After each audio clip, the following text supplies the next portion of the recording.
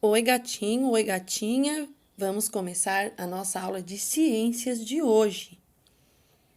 Nas aulas anteriores, nós vimos sobre os seres vivos produtores, os consumidores e os decompositores, né? Vimos lá que os decompositores são os micro-organismos que são responsáveis pela limpeza do meio ambiente, vamos dizer assim, né?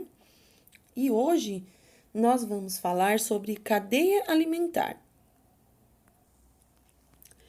Portanto, abra o seu livro lá na página 140. Já abriu?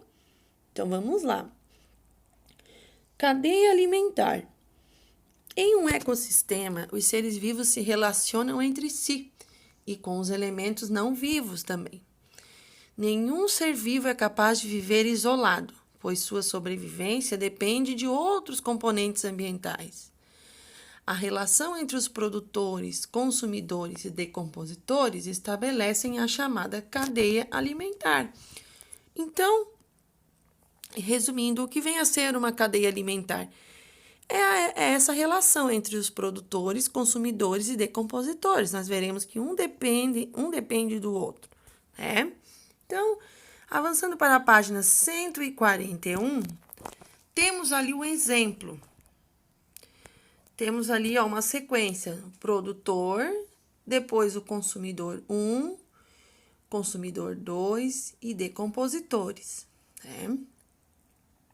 Produtor ali seria a planta, né? Consumidor 1, ou também chamado de consumidor primário, aquela lagarta que está comendo a plantinha. Depois o consumidor 2, ou o consumidor secundário, é aquele passarinho que está comendo a lagarta. E depois, os decompositores estão ali fazendo a decomposição do passarinho. Então, por isso que existe essa cadeia, essa relação entre um e outro. Então, vamos continuar a leitura. As setas partem do alimento em direção ao consumidor. Logo, o capim é a comida da lagarta e ela é o alimento do passarinho. Após a morte da ave, os decompositores entram em ação. Então, este é um exemplo de uma cadeia alimentar. Agora, veja abaixo o exemplo da cadeia alimentar aquática. O produtor são aquelas algas, né, marinhas. O peixe, que é o consumidor 1, come aquelas algas. Depois, o consumidor 2 é o peixe maior que comeu o peixe menor. E quando esse peixe maior morre, os decompositores entram em ação, né? Fazem a limpeza, vamos dizer assim. Então, essa também é uma cadeia alimentar. Nesse caso, a planta é a comida do peixe pequeno e este é ingerido por um peixe maior. Note que os seres decompositores também executam sua função em ambientes aquáticos, né? Então, os seres, esses micro-organismos, estão em todos os ambientes. E ali embaixo, continuando. Atenção!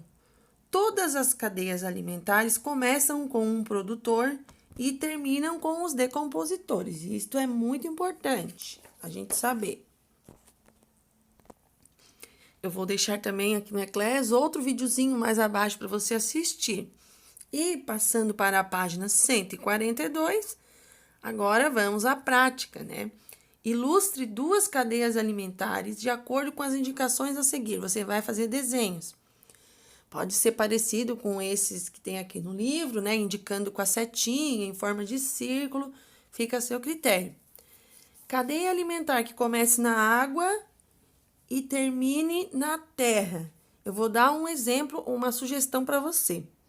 Uma planta aquática, né? O peixe come a planta aquática. Aí vem a ave, aquelas aves que a garça, por exemplo, come o peixe. E depois que a garça morre, os decompositores decompõem a garça. Então, tem que ter esse ciclo, né? Comece lá com a plantinha aquática, depois o peixe, depois a ave que come o peixe e, por fim, os decompositores. É uma sugestão, né? Você vai desenhar nesse espaço em branco. E na letra B, você vai desenhar uma cadeia alimentar em que você seja um dos participantes dessa cadeia alimentar. Por exemplo, Você pode exemplificar ali a maçã, depois você come a maçã. E como você vai fazer a parte dos decompositores? Porque lembrando que os decompositores, eles não atuam só nos restos mortais de um bicho morto. Ele também pode atuar lá no xixi, nas fezes das pessoas também. E também nos restos da maçã. Então, ficaria melhor você desenhar você comendo a maçã e depois que o que sobrou da maçã, os decompositores irão fazer ali o papel deles, né? Ou então, para quem come carne, o capim está ali, depois o boi come o capim e aí comemos a carne, você come a carne do boi e depois os decompositores decompõem lá as suas necessidades, vamos dizer assim, né? Mas para ficar mais fácil para você entender e para você desenhar, eu acredito que seja melhor você fazer o exemplo da maçã, ou se você tiver um outro exemplo, pode ser também, certo? O importante é você usar a sua criatividade e demonstrar ali uma cadeia alimentar no seu desenho, né? Você mesmo que tem que desenhar. Não tem problema se você não conseguir fazer ali perfeitinho, ninguém consegue desenhar perfeito, na verdade, né? Então você faz ali o seu desenho do seu jeitinho. Então, querido e querida, sua tarefinha nessa aula de ciências é fazer a atividade da página 142, fazendo o seu desenho ali para depois eu estar observando, certo? Vou ficando por aqui. Um grande abraço, fique com Deus.